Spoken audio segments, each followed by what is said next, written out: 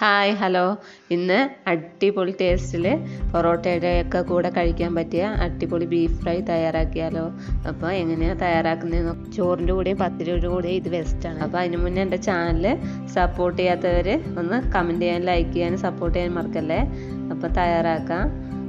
അടികട്ടിയുള്ള ഒരു പാത്രത്തിലേക്ക് അല്പം വെളിച്ചെണ്ണയാണ് എടുത്തിട്ടുള്ളത്. വെളിച്ചെണ്ണ ഒഴിച്ചു കൊടുത്ത് അതിലേക്ക് ഉലുവ ചേർത്ത് കൊടുത്തിട്ടുണ്ട്, പെരിഞ്ജീരകവും കൂടെ ചേർത്ത് കൊടുത്തിട്ടുണ്ട്. പിന്നെ അതിലേക്ക് ചെറുതായിട്ട് അരിഞ്ഞ തേങ്ങാക്കൊത്ത് കൂടെ ചേർത്ത് അതൊരു ഗോൾഡൻ കളറായി വന്നതിന് ശേഷം ചെറുതായിട്ട് കനം കുറച്ചരിഞ്ഞ സബോള കൂടെ ചേർത്ത് കൊടുക്കുന്നുണ്ട്. ഒരു സബോളയാണ് എടുത്തിട്ടുള്ളത്. ഇത് നന്നായിട്ട് വഴറ്റി കൊടുക്കുക. സബോള ഒരു ഗോൾഡൻ കളറായി വരുന്ന സമയത്ത് അതിലേക്ക് അല്പം കറിവേപ്പില, ഇഞ്ചി, വെളുത്തുള്ളി പേസ്റ്റും കൂടെ ചേർത്ത് കൊടുത്തിട്ടുണ്ട്. അതിൻ്റെ പച്ച ചൊവയൊക്കെ പോകുന്നിടം വരെ ഒന്ന് ഇളക്കി യോജിപ്പിച്ചെടുത്തതിന് ശേഷം ഒരു സൈഡിലോട്ട് ആ സബോളയൊക്കെ നീക്കി വെച്ചതിന് ശേഷം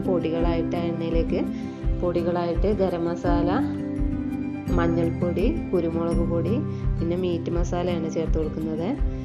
മീറ്റ് മസാലയും പിന്നെ എരിവിനായിട്ട് ഇറച്ചിയിൽ എരിവ് മുളക് പൊടിയൊക്കെ ചേർത്തുകൊണ്ട് തന്നെ ഇപ്പോൾ കാശ്മീരി ചില്ലി പൗഡറാണ് 2.5 സ്പൂണ് എടുത്തിട്ടുണ്ട്.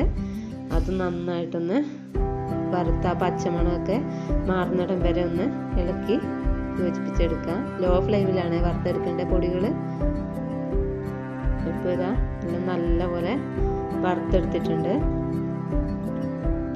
ഇനി അതിലേക്ക് നേരത്തെ ഞാൻ ബീഫ് വേവിച്ച് വെച്ചിട്ടുണ്ടായിരുന്നു. മുളക് പൊടി, കുരുമുളക് പൊടി, മഞ്ഞൾപ്പൊടി, ഗരം മസാല ഇവയൊക്കെ ചേർത്ത് ഇഞ്ചി വെളുത്തുള്ളി പേസ്റ്റും പിന്നെ അല്പം ചെറിയുള്ളി ചതച്ചതും കൂടെ ചേർത്തിട്ടാണ് ബീഫ് വേവിച്ചെടുത്തത്.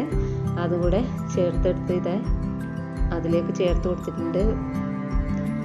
നേരത്തെ തയ്യാറാക്കിയ അരപ്പിലേക്ക് ചേർത്തിട്ട് ആവശ്യത്തിന് ഉപ്പ് കുറവായിരുന്നു. നേരത്തെ ഉപ്പ് ഇട്ടിട്ടാണ് ഇറച്ചി വേവിച്ചത്. ഉപ്പ് കുറവാണ്, അപ്പം അല്പം ഉപ്പ് കൂടെ ചേർത്ത് കൊടുത്തിട്ടുണ്ട്. ഇനി നന്നായിട്ട് വരട്ടിയെടുക്കുക. ഇനി ഒന്ന് വെള്ളമൊക്കെ വറ്റി വരുന്ന സമയത്ത് അല്പം വറ്റൽമുളക് പൊടിച്ചത് കൂടെ ചേർത്ത് കൊടുക്കുന്നുണ്ട്. ഇപ്പം ബീഫിലെ വെള്ളമൊക്കെ ഒന്ന് വറ്റി വന്നിട്ടുണ്ട്,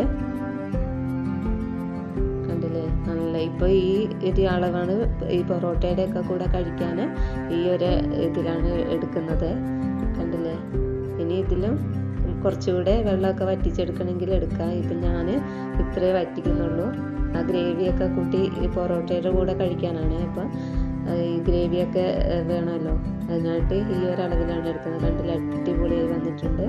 അപ്പോൾ എളുപ്പത്തിൽ തയ്യാറാക്കാൻ പറ്റുന്ന ബീഫ് റെസിപ്പിയാണ്. അപ്പോൾ ഇതാ പൊറോട്ടയുടെ കൂടെ അടിപൊളിയാണ് കഴിക്കാൻ. അപ്പോൾ ഇന്നത്തെ റെസിപ്പി ഇഷ്ടമായാൽ സപ്പോർട്ട് ചെയ്യാൻ മറക്കല്ലേ.